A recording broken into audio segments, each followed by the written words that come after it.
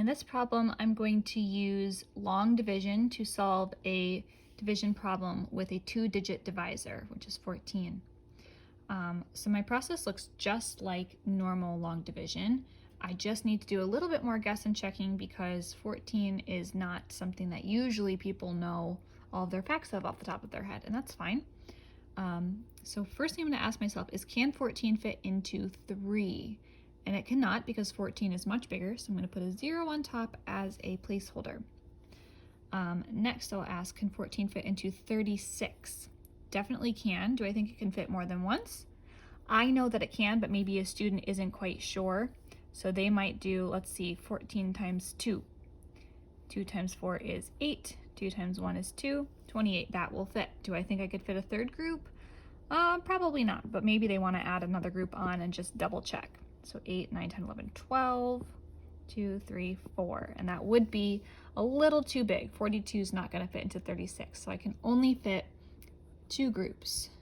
So I'm going to subtract my 28 because 14 times 2 was 28. I can't do 6 minus 8. So I need to take one from next door, give one. 16 minus 8 is 8. And then 2 minus 2 is 0. Erase this work so I have a little more space. I bring down my 4. Now this one I might have to really do some thinking about. How many times do I think 14 could go into 84?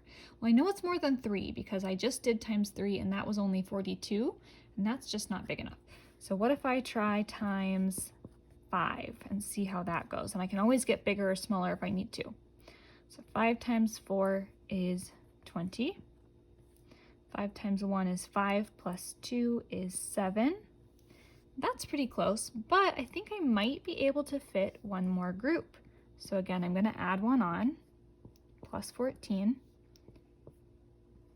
and I get exactly 84, exactly what I need. So that was 5 groups, plus one more would be 6. So I'm going to come back up here. 14 times 6 is 84, and I have no remainder, just 26.